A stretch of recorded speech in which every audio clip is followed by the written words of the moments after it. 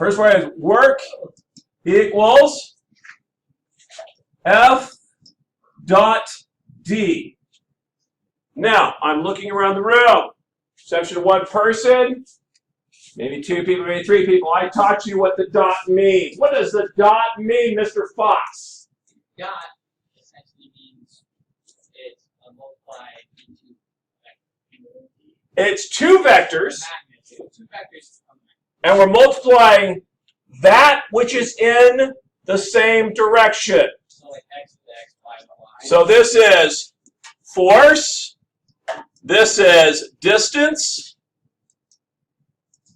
and these two are in the same direction. Over here you have work, and it's going to be measured in joules. By the guy who really did most of the work in energy. If you would, Carnot's lab assistant. Okay. Now, your formula sheet does not write it this way. Your formula sheet writes a shortcut, which is actually good for you guys. And that's this. Your formula sheet writes FD cosine theta. And in this case, the theta would be angle between force and distance. In that case, I probably should say displacement. The math teacher would slap my hand, but we'll say distance. Okay? So, work has to be force times distance in the same direction. So in other words, if I push on this wall, how much work am I doing? 0. Why am I doing zero work? Because it's the opposite direction. Not going anywhere. Did it go anywhere? No. Now, if I were to, if I was on a, there was a car going down a hill, and I were to grab a hold of the car and start pushing it sideways, and it didn't move, how much work am I doing? Zero, because it's not going the direction I'm pushing it, right? So work has to be force times distance in the same direction. It has to go the same way. So that's why direction is important. That's why direction is important. You keep writing the same thing in the same area. Now the dot product, for those of you worried about it, the dot product is handled by saying cosine theta. It'll work every time in this class, right? Because you would take the adjacent side, which would be the same side, the same direction, and that would be cosine. So rather than going through the process of writing inner products or doing something strange like that, we'll just do FD cosine angle between them.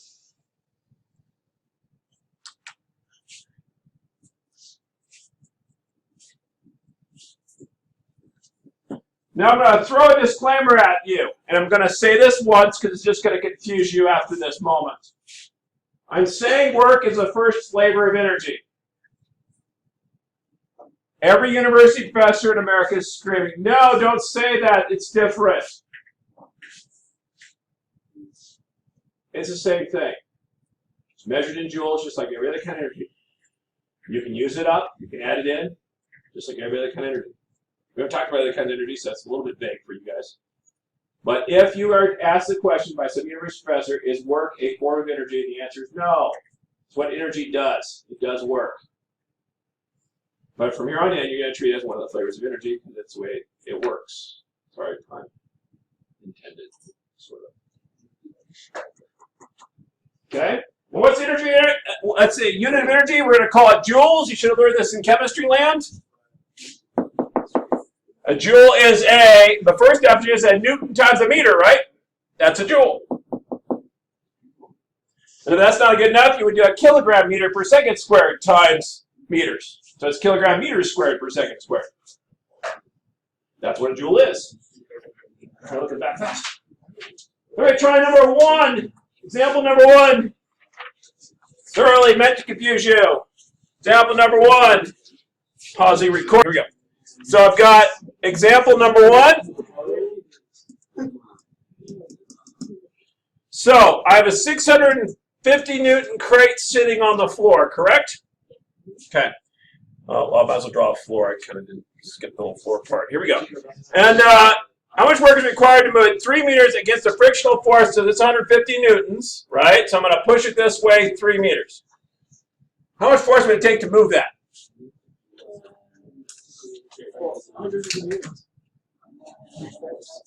If it's got 150 newtons of frictional force to keep it moving at constant speed, how hard would I have to push it? 150 newtons, right? And so so work equals force times distance cosine the angle between them, correct? So the amount of work I would do is equal to the force, which you just said I have to apply 150 newtons in this direction, right? Times the distance, I dragged it 3 meters, times cosine, what's the angle between two things that go in the same direction? 0. So cosine 0 degrees. Cosine 0 degrees is 1. They're going the same direction. You can just drop that if you want to. Most people do after a while. They get bored of that. So I get 450. What's the units? Joules. Okay, so what did I skip altogether? What did I not count for at all? The weight. Why didn't I count for the weight? It's at 90 degrees, right? I don't do anything with that because I'm not doing work against it. The direction was this way. But the second part of the problem, it says now I'm going to lift it. If I lift it, how much work is done? Work equals force times distance. What's the force? She's asking the question. Go ahead, Serena.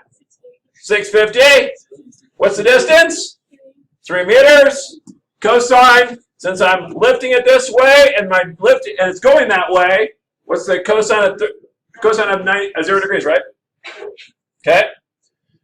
Equals, and then I go 1950 joules.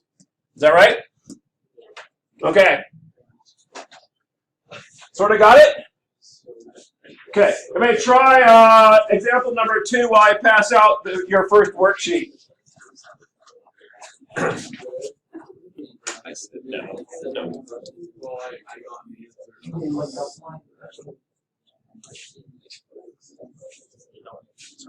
All right.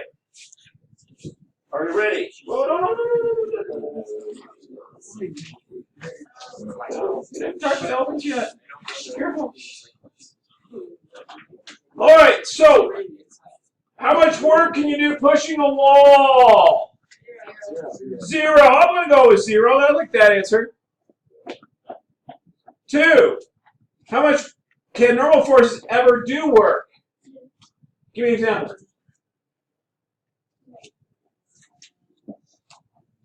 Well, then we don't know. I mean, I should think most of you would say normal forces don't do work. But you come with a couple examples where it does. What's your question? Bouncy ball, bounce back up. Now let's just talk about microscopically. But if you were to talk about, say, for example, the front row talked about the inclined plane. Remember, force normal pushes you down the inclined plane, doesn't it? And that's in the same direction as the force, although it's only a component of each, so it's not strong work. What else? Where is force normal? If you're in an elevator, what keeps you from going to the floor? Force normal. That's what's pushing you upstairs, so therefore it could do work. But those are weird examples, right? So we're just talking about, the answer is yes, but only in really weird situations. How about force of friction? Can it do work? Generally speaking, it's going to do negative work or make useless work. Okay, generally speaking, friction is the enemy of all good things. By the way, also the enemy of all good energy problems. When things are frictionless, energy works beautifully. When things are full of friction, they're a pain in the neck to do. That's life. All right. Let me try number 4. Try number 4.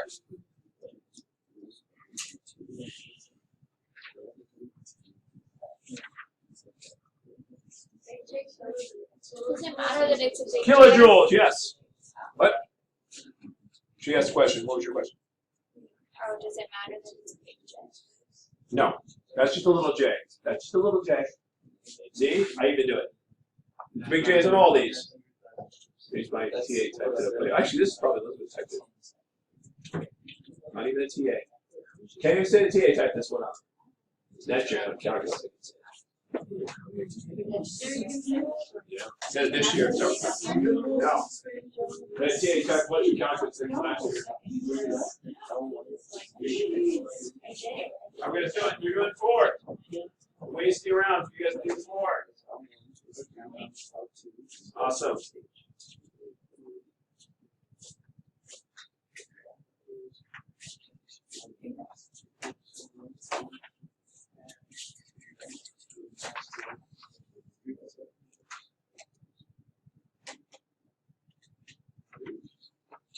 Do you know the answer, Mr. Resnick? No, let me do it right now. Work equals force times distance. Cosine angle between them. I got 30 minutes. Yeah, I was thinking probably 30 newtons, but not really have 30 tasks. It's because right, for 30,000, wouldn't that mean you didn't turn it into meters? Yeah. But it is a big. I was thinking if you leave it in kilometers, that it's a big J. What? No, Resnick, that's terrible math. It's 30 newtons. Ah! 6 divided by 2 is 6. No, it's 30 newtons. Stop with it. Try to confuse me. I said 30 newtons. You just messing me up.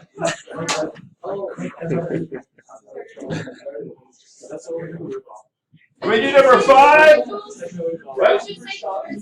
I was K. Joules. Number joules. We're not, I will put a K in front of kilojoules. I will put a K in front of it. I swear to you, I'll put a K in front of it. Kilojoules. So will AP Central, so we're in good shape. They might use a capital J, but they will put a K in front.